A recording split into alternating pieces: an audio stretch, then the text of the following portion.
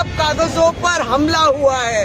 साफ भाषाओं में भारत देख रहा है बीजेपी बंगाल हार चुका है, और इसलिए ये हम लोग कहना चाहते हैं कि तृणमूल कांग्रेस झुकता नहीं है, तृणमूल कांग्रेस वार करता है, पाल्टा वार होबे, एटाई আমরা আজকে বাংলায় বলছি। मैम, एक तरफ जब इलेक्शन आते हैं तब ईडी सीबीआई का जोड़ होता है बंगाल में, क्या कहें? जब निर्वाचन बंगाल में आता है तब बीजेपी कहती है घुसपैठिए आ गए, रोहिंग्या आ गए और बांग्लादेशी आ गए। जब बंगाल में निर्वाचन होता है तब ईडी सीबीआई को भेजा जाता है। जब बंगाल में निर्वाचन होता है तब ये कोशिश होती है कि एसआईआर को 2 महीने में ही खत्म करना है, बहुत सारे वोटरों का नाम निकालना है।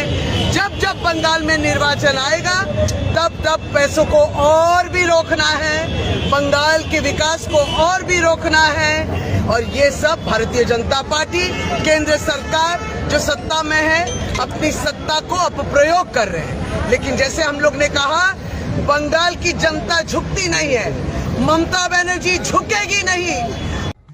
বিজেপি পরিষ্কার বুঝে গেছে বিজেপি বাংলায় হেরে গেছে। আর বিজেপি এটা বুঝে গেছে তখন বিজেপি ইডিকে লেলিয়ে দিয়েছে তৃণমূল কংগ্রেসের দিকে। এটাই অমিত শাহর নোংরা নিকৃষ্ট রাজনীতি। প্রথমে ভয় দেখাবে, তারপর বল প্রয়োগ করবে, তারপর ফাইল চালাচালির খেলা খেলবে। আরে যদি ক্ষমতা থাকে, যদি সাহস থাকে, আসুন না ভোটের ময়দানে, আসুন মানুষের সামনে গণতান্ত্রিকভাবে লড়াই করুন। কেন্দ্রীয় সংস্থাগুলোকে পুতুল বানিয়ে লেলিয়ে দেওয়ার মানেটা কি? শুনুন অমিত শাহ, শুনুন বিজেপি, আইপ্যাক মাথা নত করবে না, তৃণমূল কংগ্রেস মাথা নত করবে না, আর মমতা ব্যানার্জি, অভিষেক ব্যানার্জির মাথা নত করার প্রশ্নই উঠছে না। বাংলা এর জবাব দেবে, ইঞ্চিতে ইঞ্চিতে জবাব দেবে।